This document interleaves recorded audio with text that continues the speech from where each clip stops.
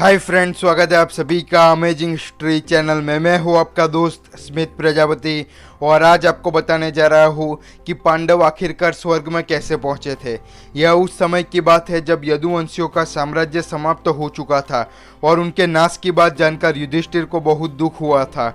उस समय महर्षि वेदव्यास की आज्ञा से युधिष्ठिर और सभी पांडव राजपाट छोड़कर स्वर्ग की यात्रा पर निकल जाने का फैसला लेते हैं।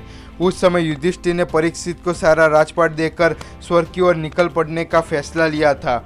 उस समय उन लोगों ने पूरी पृथ्वी की परिक्रमा करने के बाद स्वर्ग में जाने के लिए उत्तर की ओर से चलने का शुरू किया था। राजा का यह धर्म होता है कि वह अपने अंतिम जीवन में राजपाट का त्याग कर एक ऋषि की तरह जीवन जिए। उस समय यात्रा में एक कुत्ता भी उनके साथ जुड़ गया था। उस समय अर्जुन ने लोभवश गांडीव और अपने तर्कस का त्याग नहीं किया था, लेकिन बाद में अग्निदेव उपस्थित हुए और अर्जुन को धनुष और तर्कस त्यागने को कहा था और उस समय अर्जुन ने ऐसा ही किया था। उस समय वह यात्रा करते करते हिमालय तक पहुंच गए। उस समय हिमालय लांघ कर वह आगे बढ़े तो उन्होंने बालू समुद्र दिखाई पड़ने लगा था। उसके बाद उन्होंने मेरू पर्वत का दर्शन भी किया था। उस समय वे लोग आगे बढ़ने लगे और तभी लड़खड़ा कर द्रौपदी गिर पड़ी। उस समय भीम ने युधिष्ठिर से पूछा कि ऐसा क्यों हुआ। उस समय युधिष्ठिर ने कहा कि द्रौपदी हम सब में से सबसे अधिक अर्जुन को प्रेम करती थी और इसी एक तरफा प्रेम की गलती के कारण उसे सबसे पहले जाना पड़ा और इस प्रकार पांडव आगे बढ़ने लगे और युधिष्ठिर ने तो द्रौपदी की ओर देखे बिना ही आगे चलना नक्की किया था। उस समय थोड़ी देर के बाद सहदेव भी गिर पड़े। उस समय भीम ने युधिष्ठिर से फिर से पूछा कि ऐसा क्यों हुआ। सहदेव तो एक विद्वान था।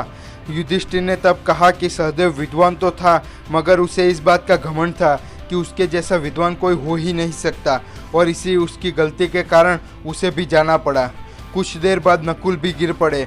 उस समय भीम के पूछने पर युधिष्ठिर ने कहा कि नकुल को अपने रूप पर बहुत ही ज़्यादा घमंड था और उसे लगता था कि उसके जैसा रूपवान पुरुष इस दुनिया में है ही नहीं और इसी घमंड के कारण वह भी चला गया। उसके बाद युधिष्ठिर, भीम, अर्जुन और वह कुत्ता आगे चलने लगे। थोड़ी देर चलने के बाद अर्जुन भी लड़खड़ा कर गिर गया। उस समय भीम ने पूछा कि वह तो एकदम निर्मल स्वभाव का पुरुष था, फिर भी वह क्यों गिर पड़ा। उस समय युधिष्ठिर ने कहा कि उसे अपने सबसे अच्छे धनुर्धर होने पर घमंड था, क्योंकि महाभारत के युद्ध से पहले उसने कहा था कि वह तो एक ही दिन में युद्ध को समाप्त कर सकता है, लेकिन ऐसा बिल्कुल भी नहीं हुआ और अपने इसी अभिमान के कारण उसे भी जाना पड़ा।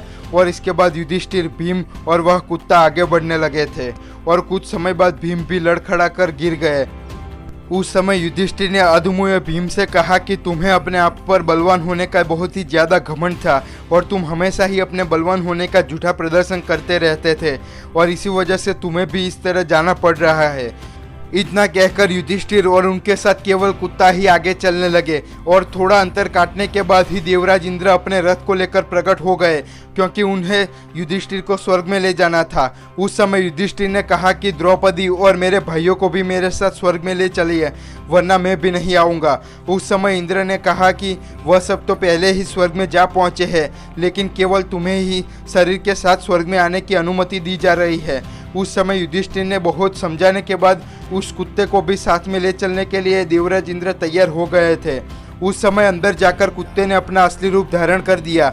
उस समय कुत्ते के रूप में यमराज ने अपना असली रूप धारण कर दिया और वह युधिष्ठिर के धर्म की प्रशंसा कर रहे थे, क्योंकि वह एकदम धर्म की राह पर चला था, जिससे देवराज इंद्र उसे सशरीर स्वर्ग में जाने की अनुमति देने आए थे।